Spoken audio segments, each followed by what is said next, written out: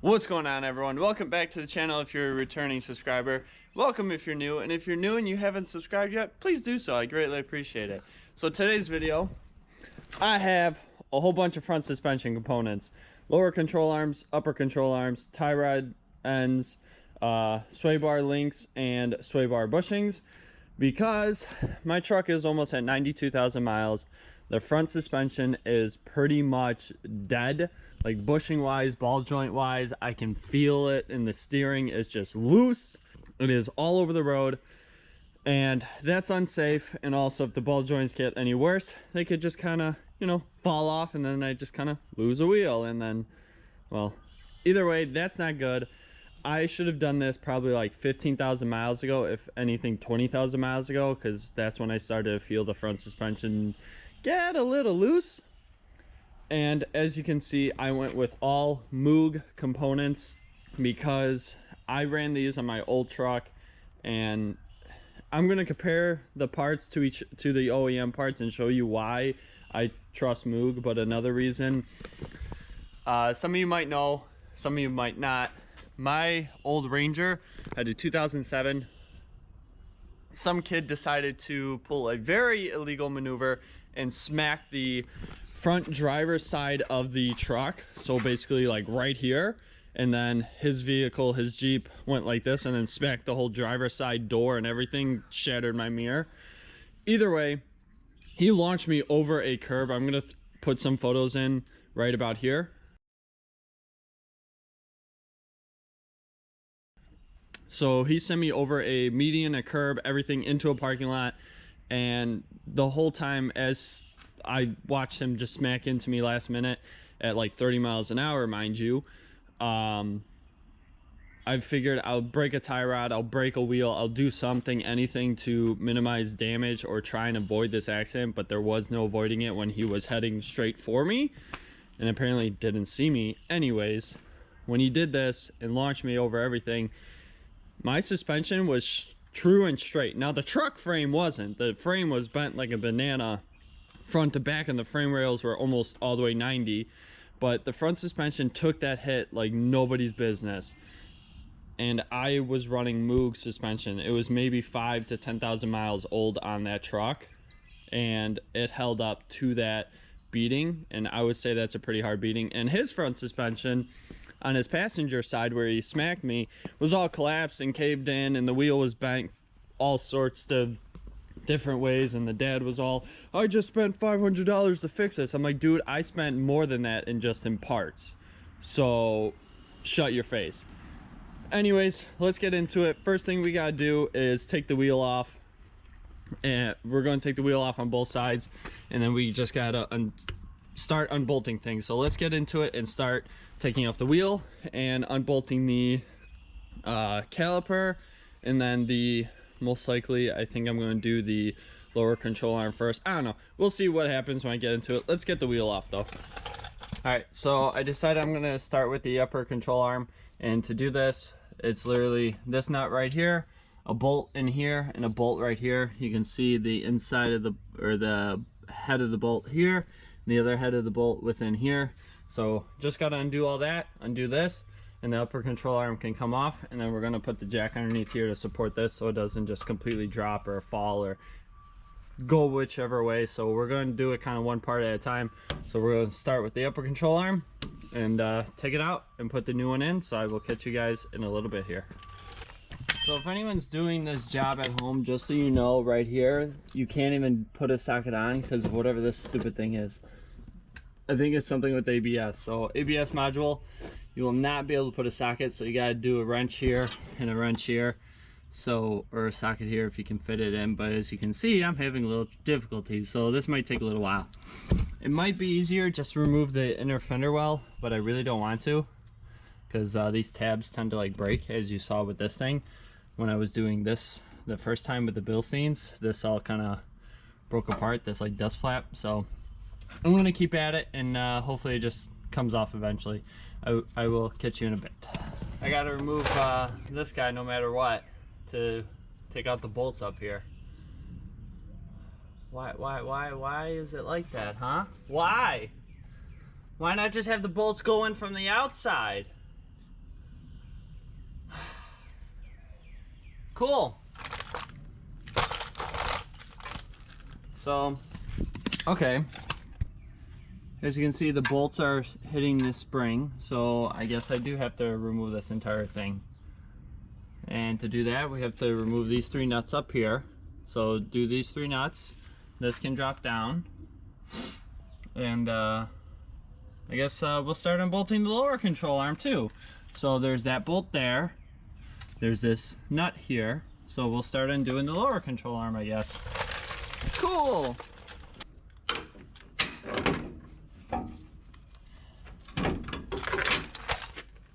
Just like that, the Ranchos are back out again.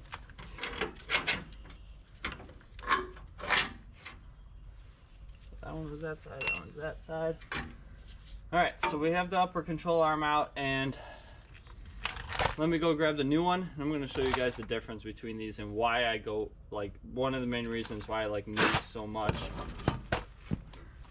Got a brand new castle nut. And I have so many tools here. Here's the new one, the Moog. Very stiff, the ball joint. I'm barely able to move it by hand. Actually, I can't even move it by hand. Here's the old one. It's like a floppy gear shift out of a 90s Honda Civic with 400,000 miles. Never changed a clutch, never changed any bushings. And here's the... There it goes. Oh, Moog one. The other thing is, look at that. Look at the thickness on this compared to this one. Now that, and this is supposed to be OEM replacement. This isn't like an upgrade to like a lift kit or anything. This is OE replacement. Look at that. And it comes with greasable fitting up top. Just looks really, really good. All new bushings. It's just, I mean, even this fitting up here is beefier. This is why I run Moog. I got stock or OEM replacement, but it's beefy. So again, this is part of the reason why my suspension held up after that accident. However, the frame of the truck did not. So we're gonna throw this stuff in, at least get the top portion back up so then we can get the bottom portion. And I did cut the nut for the old control arm. I cut the nut with a angle grinder, and I also sliced the sway bar linkage because that's even loose and the nuts weren't coming off, so I just sliced it. I don't really care anymore. It's getting replaced anyways. So tie rod is also going to get replaced. That thing is sloppy as can be. But let me go get some anti-seize, throw it on these bolts, throw the bolts back in, and we'll continue on to the lower control arm and the tie rod and sway bar link and sway bar bushings.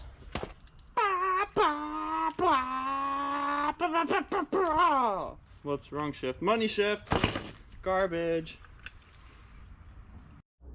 Well, besides there being a giant mess, I finally got the lower control arm out. That one bolt did not want to come out. It was like rusted in there. But here's the old lower control arm with the new one.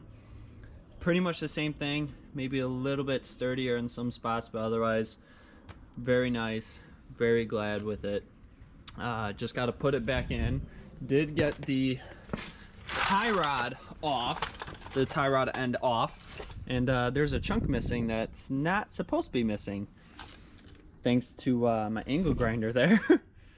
Yes, I ended up having to cut a chunk out of it with minimizing the damage to the threads. And I just kind of cleaned up the threads with a wire wheel. Gonna try and clean it up more.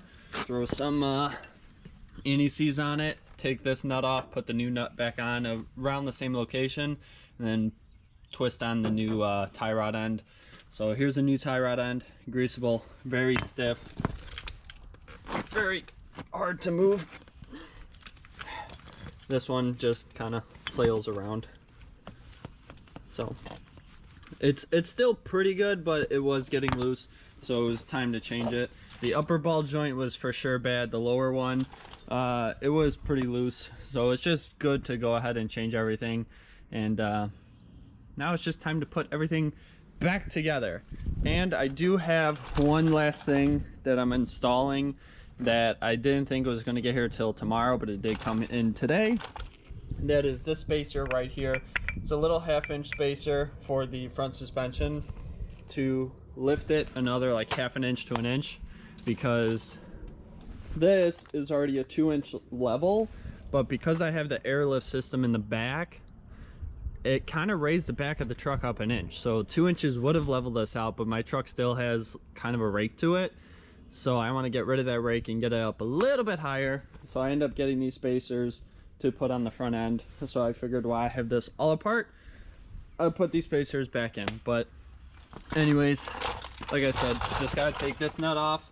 I'm gonna mark it with like a paint marker or something, and then put the new nut back in almost the same location, and then put the new tie rod end, and then put the shock, the whole spring coil, everything, strut assembly back in, and then put the lower control arm in, and then do the sway bar link and bushing. But we'll probably do that last, just because I have to disconnect it from the other side. So that'll probably be like the last thing we do.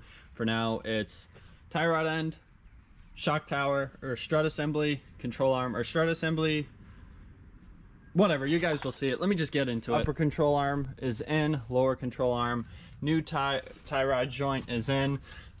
Still waiting to do the sway bar, bushing, and linkage, but I'm gonna go do the other side real quick, and then I'll get back with you guys. I might do a time lapse of the other side just to show it going faster, but basically brake caliper off to the side, rotor off, unbolt the strut assembly, and then undo the, you will have to undo the CV axle if you have 4-wheel drive, because this gets in the way right here when you're trying to drop this ball joint in from the lower control arm. So basically everything does have to come fully apart, and if you want to drop the knuckle completely off, you just have to undo the ABS sensor here and take off the vacuum line here for the 4-wheel drive.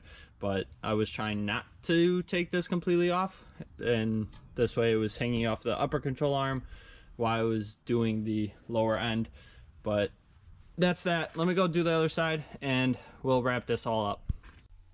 So originally I did have it planned where I was doing step by step and showing you guys while I was working on it, but because I was jumping around so much between how it was taken apart and starting with the upper control arm, then going to the lower, and just not doing everything kind of correct in a way, you could say, I decided to put just a time lapse at the end of it for the passenger side of me just working on everything.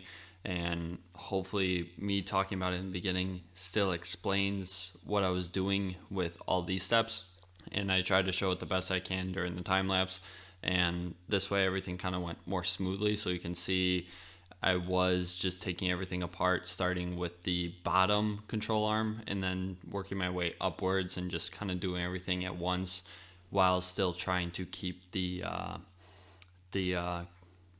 pitman arm hanging there and not fully taking off that whole thing. Not pitman arm. Pitman arms for the steering. The knuckle, not steering knuckle, but the whole knuckle assembly, I wanted it to stay. So anyways, hopefully you guys still enjoy the video. I know it's a longer video, but bear with me. It's a very lengthy install, and I didn't want to shorten it because then I would probably be taking important parts out, and I wanted you guys to be able to see everything during this install, including me having to cut pieces and hit a lot of things with the hammer. There's a lot of hammering. Anyways, hope you guys enjoy. I'll let you carry on.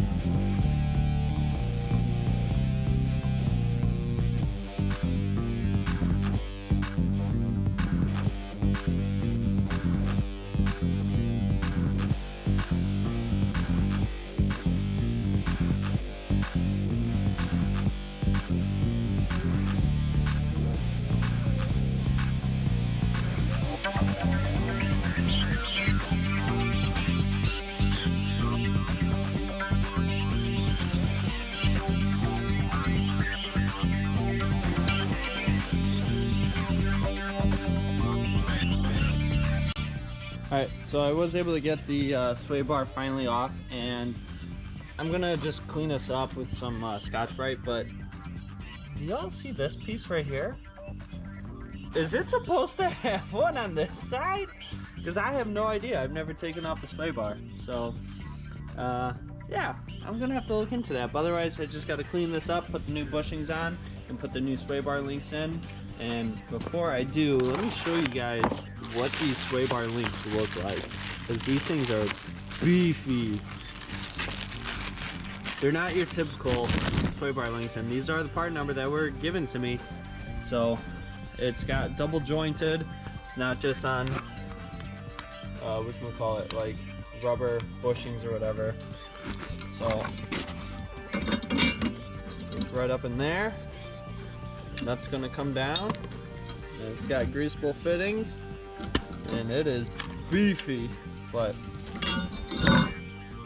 we're just gonna set that aside for right now, and wait to throw this on. But otherwise, this side is almost done. I got the upper control arm, the tie rod end on. Just gotta throw the lower control arm on, bolt it all together, and then do the sway bar, and we're good to go. So let me do all that right now.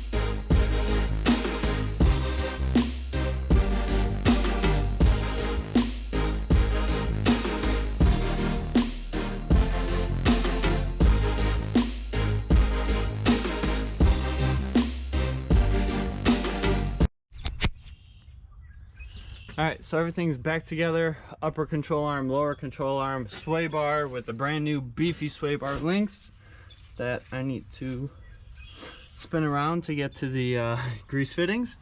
Brand new bushings for the sway bar. And let me show you one of the old bushings. You can see here, it's all shredded on the inside. That just means it was going bad. So all new, everything pretty much underneath here. And as far as the brakes go, if anyone's curious, these pads still have plenty of life as it kind of falls out here. Let me just, well, I mean, maybe not that much life, but there's still plenty of pad on there, especially on this side. I have to check to see how many miles I install these on, because the truck is sitting at like 91,000, like 800 miles. So I'm gonna put it somewhere on the screen when I install these at the mileage, so you guys know for reference. Otherwise, everything's in. One last thing that I want to do, which make fun of me for it if you have to.